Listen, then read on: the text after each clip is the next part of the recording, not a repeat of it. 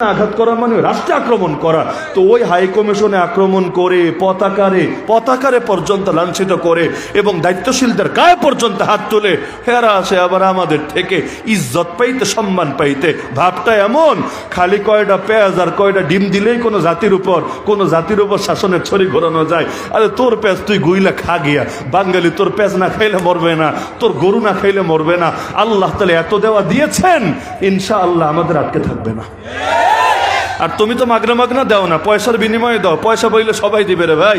তোমার তো মাগনা যে ইলিশ দিছি, ওই ইলিশগুলো আগে ফিরায় দাও। তো সুতরাং অন্যকে সবক দেওয়ার আগে নিজে তো সবক শিক্ষা করতে হয়। তো এখন গোটা দুনিয়ার বড় অংশে উন্নত হয়েছে চুরি করে, ডাকাতি করে, এটাই বাস্তবতা। হ্যাঁ, উন্নত হওয়ার পরে বহু ফোটানি করেছে। এখন তো উন্নতই আছে, কি করবে? বৈশা এখন হাফ প্যান্ট পয়রা ঘোর, মদ খা, বৈশা এখন জ্ঞান বিজ্ঞানের চর্চা কর, এইটা সেটা বহুত কর। কিন্তু এগুলো দিয়ে উন্নত হয় নাই। উন্নত হয়েছে অন্য পথে, পরবর্তীতে এটা সামনে শো করছে। কারণ ওইটা বললে ইজ্জত থাকবে। ফ্রান্স যদি বলে ডাকাতি করে উন্নত হয়েছে, ব্রিটিশ যদি বলে ডাকাতি করে উন্নত হয়েছে, মান ইজ্জত কিছু থাকবে? এজন্য হাতির দাঁতের মতো, কুছ দেখানে কে লিয়ে কুছ খানে কে লিয়ে। কিছু আছে ইয়া বড় বড় দাঁত, এটা দেখায়, এটা দিয়ে খায় না। কিছু আছে ভেতরের ছোট ছোট দাঁত, এটা দিয়ে খায় কিন্তু এটা দেখায় না। ওদের দুই রকম দাঁত, একটা বাহির দিয়ে দেখায় যে আমরা উন্নত হয়েছি গণতন্ত্রের কারণে, আমরা উন্নত হয়েছি ধর্মনিরপেক্ষতাবোধের কারণে, আমরা উন্নত হয়েছি জ্ঞান নামের অপবিজ্ঞানের কারণে, নাউজুবিল্লাহ। অথচ উন্নত হয়েছে চুরি আর ডাকাতি করে মুসলমানের সম্পদ আত্মসাৎ করার কারণে। তাহলে আল্লাহ রাসূল বলে দিলেন যে যখন এগুলো ছেড়ে দিবা, এই পাপগুলোতে লিপ্ত হবা, আল্লাহ নিজেই তোমাদেরকে লাঞ্ছিত করবেন। জিহাদ নিয়ে কাফেররা ভয় পায় কেন জানেন? জিহাদ তো আতঙ্কের কোনো বিষয় ছিল না। কারণ ভালো মানুষের বিরুদ্ধে জিহাদ হয়। আরে ভালো মানুষের বিরুদ্ধে জিহাদ হয়। এমনকি অমুসলিম হলেও তো তার বিরুদ্ধে জিহাদ। না আবু তালেবের বিরুদ্ধে জিহাদ, না আবু জাহালের বিরুদ্ধে জিহাদ। পার্থক্য কোথায়? পার্থক্য হলো ভাইরাসের বিরুদ্ধে অ্যান্টিভাইরাসের লড়াই তো হবেই। কিন্তু ভাইরাসের বিরুদ্ধে অ্যান্টিভাইরাসের লড়াই যদি বন্ধ হয়ে যায়, সবকিছু ভাইরাসের দখলে চলে যাবে, পতন হবেই হবে। কোন অঙ্গ যদি পচে যায়, সে অঙ্গটা কেটে ফেলতে হয়। কেন? কেটে না ফেললে পুরো দেহের মধ্যে সেটা ছড়িয়ে যায়। পৃথিবীতে এমন একটা রাষ্ট্রের নাম বলেন তো, যে রাষ্ট্রে আর্মি নাই, যে রাষ্ট্রে পুলিশ নাই। কেন? শুধু বয়ান দিয়া দেশ চলে না? বলবে না হুজুর চলে না। স্বাধীনতা ঠিক রাখতে হয়, সার্বভৌমত্ব ঠিক রাখতে হয়। আর্মি হলো সার্বভৌমত্ব রক্ষা করার বাহিনী। এদের প্রয়োজন কেন? কারণ কখন কে জানি এইসব ভেজাল করে। বাহিনী না থাকলে প্রোটেকশন দেবেটাকে? আরে বর্ডারের মধ্যে গার্ড রাখে কেন?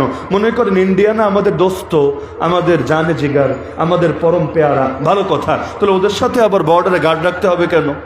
কি বলে না বন্ধু বন্ধু বন্ধু? যদি আমি এটা বুঝে পাই না, এতই যদি বন্ধু হয়, 47-এ বন্ধু থেকে আলাদা হয়েছিল কেন? 3 তালাক নিলা কেন?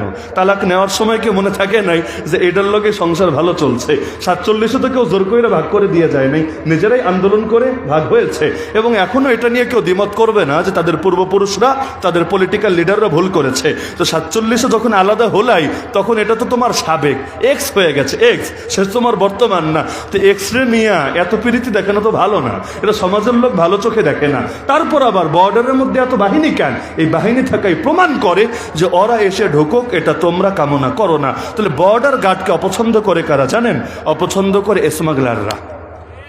কারণ বর্ডার গার্ড যদি থাকে, ওরা ওদের 2 নম্বরই করতে পারবে না। তো জিহাদকে ভয় পায় কারা? এবারে স্পষ্ট বলতে পারবেন। জিহাদকে ভয় পায় ভাইরাসরা, জিহাদকে ভয় পায় ক্যান্সাররা, জিহাদকে ভয় পায় এইডসরা, জিহাদকে ভয় পায় জীবাণুরা, জিহাদকে ভয় পায় স্মাগলাররা। ভালো মানুষ কখনো জিহাদকে ভয় পায় না। কারণ জিহাদ হয় কিসের জন্য?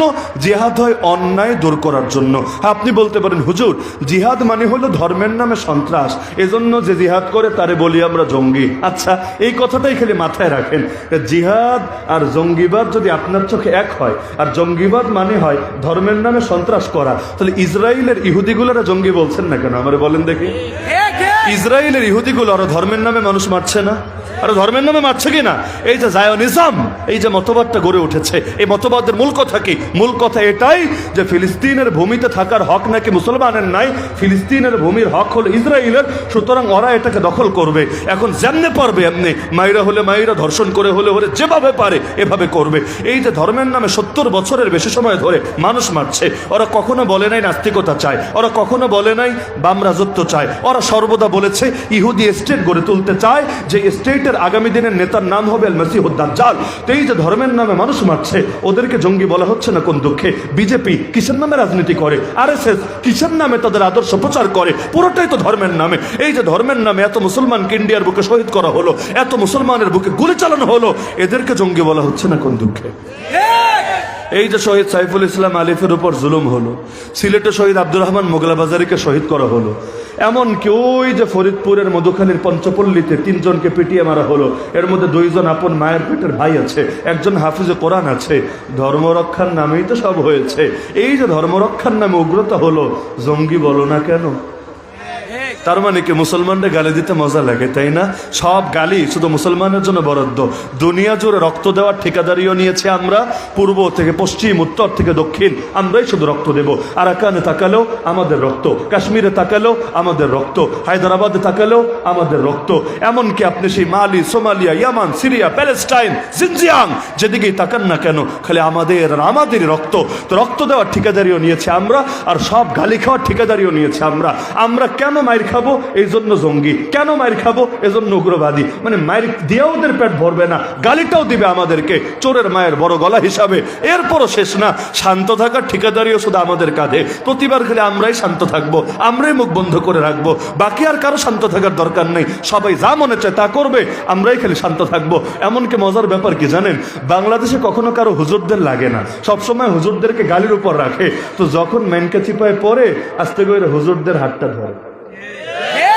গত সপ্তাহে এই যে চিটাগাংয়ের ঘটনা ঘটার পর শ্রীমঙ্গলে কি হয়েছে আমি জানি না, বাকি বাংলাদেশের অধিকাংশ জেলার খবর, থানার খবর আমার কাছে আছে। সব জায়গার বড় বড় হুজুরদেরকে ডেকে ডিসি অফিসে, এসপি অফিসে, যেখানে ডাকতে পারে নাই, এনএসআইয়ের পক্ষ থেকে ফোন দিয়ে রিকোয়েস্ট করা হয়েছে, হুজুর এই যে আগামীকাল জুমা, একটু পাবলিকে শান্ত থাকতে বললেন, কারণ আপনারা যদি একটু খেপায় দেন পুরো বাংলাদেশ ওদের নাম নিশানাও বাকি থাকবে না। একজন মুসলমানের রক্তের বদলা নিতে গিয়া পুরো বাংলাদেশে আগুন লাগতে সময় লাগবে না। সুতরাং আল্লাহর ওয়াস্তে আপনারা একটু জাতিরা শান্ত করেন, না হলে আমরা পুলিশ দিয়েও জাতিরা দমায় রাখতে পারবো না। এমনকি ওই জুলাই আন্দোলনের সময়ও হুজুরদেরকে ধরে ধরে নিয়ে কখনো স্বরাষ্ট্রমন্ত্রীর বাসায়, কখনো ধর্মমন্ত্রীর বাসায় মিটিং করিয়েছে, হুজুর একটু গদিটা বাঁচান না, আপনারা যদি একটু এখন জাতির পক্ষে দাঁড়ান আমাদের আর গদি থাকবে না। পুলিশও ফেল মারছে, আর্মিও ঠিকমতো আমাদের পক্ষে দাঁড়াচ্ছে না, কোনোটাই ঠিকমতো ফাংশন করছে না। এখন আপনারাই আমাদের শেষ ভরসা, শেষ আসার জায়গা। আপনাদের কথা সবাই শোনে, প্রয়োজন ইন্টারনেট চালু করে দিচ্ছি কয়েক ঘন্টার জন্য আপনাদের বিবৃতি প্রচারের জন্য, কিন্তু আল্লাহর হস্তে একটু থামান, না হলে গদি তো গেল। তার মানে কি, সুখের সময় হুজুর লাগে না, আর বিপদে পড়লে হুজুর হুজুর ডাকতে তখন আর মুখে বাঁধে না। সুখের সময় যদি হুজুরদের পরামর্শগুলো শুনতো, আজকে এভাবে লেজ গোটায় পালাতে হতো না। কারণ হুজুররা কারো ক্ষতি চায় না, বরং ওমা আরসালনাকা ইল্লা রাহমাতাল লিল আলামিন, রহমতের নবীর ওয়ারিস তারাও সবার জন্য রহমত, তারা কারোর জন্য গজব না। কিন্তু যার জন্য এত কষ্ট করে তারাই তাদেরকে ঠিকভাবে বোঝে না। তো দুনিয়ার বুকে মুসলমান অধপতিত কেন বুঝতে পারছেন তো? 1 নম্বর কারণে এটা আল্লাহর দিনকে ছেড়ে দেওয়ার কারণে। আল্লাহর দিনকে আঁকড়ে ধরেন না, তবে বিচ্ছিন্নভাবে ধরলে হবে না। ওয়াতাসিমু বিহাবলিল্লাহি জামিআ, আল্লাহর দিনকে আঁকড়ে ধরো সম্মিলিতভাবে, বিজয় আমাদের হবেই হবে। বিজয়ের মালিক কে? ইজ্জতের মালিক কে? তো সবকিছুর মালিক যখন আল্লাহ, তাহলে বিজয় হব না কেন? বিজয় আটকে আছে কোথায়?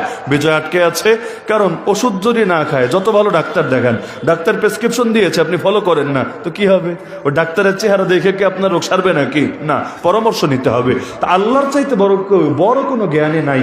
সে আল্লাহ তার জ্ঞান থেকে আমাদেরকে যে দিন দিয়েছেন, ওই দিন আঁকড়ে ধরলে না মুক্তি আসবে, আঁকড়ে না ধরলে মুক্তি আসবেটা কিভাবে? সুতরাং যেখানে যেখানে ইসলাম ছেড়েছি সব জায়গায় ইসলামকে ধরতে হবে। মুসলমানের দেশেই যদি ইসলাম বিজয় না থাকে, থাকবেটা কোথায়? কেন আমাদের কোর্ট কাছারিতে ইসলাম চলবে না? কেন? ইসলামের চাইতে ভালো আইন কে বানাতে পেরেছিল না দেখা? আগে তো যুক্তি তর্ক করে প্রমাণ করুক যে আল্লাহর আইনটা খারাপ আর মানুষের বানানো আইনটা ভালো। আগে প্রমাণ করুক, যদি প্রমাণ করতে পারে এরপর বাস্তবায়ন করুক, কোনো আপত্তি নাই। কোনোদিন কেউ পারে নাই, পারবেও না। আল্লাহর আইন ভালো না মানুষের আইন ভালো? কই আল্লাহর কই বান্দা? আল্লাহর বান্দার মধ্যে যেমন তুলনা চলে না, আল্লাহর জ্ঞান আর বান্দার জ্ঞানও তুলনা চলে না। আল্লাহ তার জ্ঞান থেকে যে সমাধান দিয়েছেন আর মানুষ তার জ্ঞান থেকে যে সমাধান বের করেছে, কোশ্চিন কালেও এক হবে না। তাহলে কোর্ট কাছারিতে ইসলাম চলবে না কেন? প্রতিটা ক্ষেত্রে ক্ষেত্রে ইসলাম চলবে না কেন? আরে বাংলাদেশের মতো দেশে ইসলামী অর্থনীতি চলবে না কেন? ভাই নামাজ রোজা ঠিক মতো করেন বা না করেন, ইসলামী অর্থনীতিটা চলতে সমস্যা কোথায় আমারে বলেন? ইসলামী অর্থনীতিকে সুদের চাইতেও খারাপ, ইসলামী অর্থনীতিকে পুঁজিবাদের চাইতেও খারাপ, ইসলামী অর্থনীতিকে সে সাম্যবাদ আর সমাজতন্ত্রের চাইতেও খারাপ। নাউযুবিল্লাহ। যদি না হয় তাহলে কোটিপতি হয়ে ফুটোপতির সামনে হাত পাতেন কেন? লজ্জা লাগে না? আপনি তো কোটিপতি, আল্লাহ সব দিয়েছে আপনাকে, কোটিপতি হয়ে ফুটোপতি, ফুটো বুঝলেন না? ফুটো পয়সা, ওই ফুটোপতির সামনে হাত পাতেন, লজ্জা লাগে না? ও হাত পাততে পারে আপনার কাছে, সমস্যার কিছু নাই, কিন্তু আপনি ওদের থেকে আদর্শ ভিক্ষা করেন কিভাবে? তো সুতরাং ইসলামকে আঁকড়ে ধরতে রাজি আছেন তো ইনশাআল্লাহ? কিন্তু ওই যে বললাম, একা একা আঁকড়ে ধরলে হবে না, আঁকড়ে ধরতে হবে ঐক্যবদ্ধভাবে, সম্মিলিতভাবে। 14 কোটি মানুষের শক্তি কোনো কম শক্তি না। যখন 313 ছিলাম তখনই তো আমাদের সামনে দাঁড়াতে পারে নাই, আর আজ আমরা 313 না 200 কোটি ছাড়িয়ে গিয়েছি। আজ আমাদের সামনে দাঁড়ায় কিভাবে? 200 কোটি মুসলমানের প্রথম কেবলা 1 কোটি ইহুদির হাতে দখলে থাকে কিভাবে? দখলে থাকে আমাদের অনৈক্যের কারণে। আমরা তো আমাদেরকে কামড়াতেই ব্যস্ত, ওদেরকে নিয়ে ফিকির করব কবে? না হলে আলহামদুলিল্লাহ আল্লাহ যে হিম্মত দিয়েছে আমাদেরকে, যে সম্ভাবনা দিয়েছে আমাদেরকে, ওই পাকিস্তান এখনো আফসোস করে। ওই সময় টিটকারি মারতো, দেখ দেখ বাঙালি সাইজে একটুখানি, গায়ের রং কেমন, মুখের ভাষা কেমন, টিটকারি মারতো। এখনো ওরা স্বীকার করে যে ওদের আর্মির মধ্যে, ওদের বিমান বাহিনী নৌবাহিনীর মধ্যে বাঙালি যারা ছিল তারাই ভালো ছিল। দেখতে সাইজ ছোট হলে কি হবে? মাথার মধ্যে আল্লাহ এমন বুদ্ধি দিয়েছে, এর সামনে বিশাল বড় বড় জাম্বুরাও কিছু না। আল্লাহ তাআলা এমন কিছু দিয়েছে, দুনিয়ার যেই দেশে একবার বাঙালির পা পড়েছে, ওই দেশ বাঙালির চিরকাল স্মরণে রেখেছে, রাখতে বাধ্য বটে। সারা দুনিয়া আমাদের সুনাম আছে, সুনাম বলি আর যেটা বলি এটা সব সুন্দর শব্দে বলছি আর কি। সারা দুনিয়ার প্রতিটা দেশে আমাদের সুনাম আছে। বিদেশে গেলে ওই বাংলাদেশের পাসপোর্ট দেখলে ইমিগ্রেশন সুবহানাল্লাহ একের মুনকার নাকিরের প্রশ্নের মতো জটিল হতে শুরু করে, এমন ভয়াবহ অবস্থা। কেন? কারণ প্রতিটা জায়গায় বাঙালি তার বুদ্ধি, তার মাথার জিলাপি প্যাচের অবদান রেখে এসেছে। তা আমরা তো যেন তো না জাতি না। আগরতলায় বৈশা আমাদের হাইকমিশন ভাঙচুর করে। আগরতলা থেকে ব্রাহ্মণবাড়িয়ার দূরত্ব কিন্তু খুব বেশি না, জানেন না আপনার? একদম কাছে, একদম বর্ডারটা ক্রস করলে আখাউড়া, আখাউড়া ব্রাহ্মণবাড়িয়ার অংশ। আমি তো আজকে দাওয়াতও দিয়েছে দাদা বাবুরা, ওপরে ঝামেলা করার কি দরকার? আসি একসাথে বসি, চা খাই। আমাদের ব্রাহ্মণবাড়িয়া স্বাগত তোমাদেরকে। একবার আইসো, T20 না T10 খেলা হবে ইনশাআল্লাহ। একবার আসো না, ওই পাশে বসে গরম দেখে একই হবে। তা আল্লাহ তাআলা যে হিম্মত দিয়েছে আমাদেরকে, পৃথিবীর কেউ পারবে না আমাদেরকে দমিয়ে রাখতে। প্রয়োজন শুধু ঐক্যবদ্ধ হওয়া, সবাই একই টার্গেট নিয়ে কাজ করা। জুলাই আন্দোলন সফল হয়েছিল কেন? হয়েছে এজন্য সবাই একই টার্গেটে একমত হতে পেরেছে। এক একজন এক এক দলের, এক এক সার্কেলের, এক এক ধারার, কিন্তু একই মিশন নিয়ে যখন কাজ করেছে আল্লাহ বিজয় দিয়েছে। তো এবার আমরা মিশন বানাবো, আল্লাহর জমিন, আল্লাহর দিনকে বিজয়ী করতে হবে। কারণ আল্লাহর দিন জিতলে আমরা সবাই জিতবো, আর আল্লাহর দিন না জিতলে আমরা কেউ জিততে পারবো না। তো সবাই মিলে ঐক্যবদ্ধ হয়ে দেখেন না, পৃথিবীর কোন বাতিল অপশক্তি আমাদেরকে দমিয়ে রাখতে পারবে না।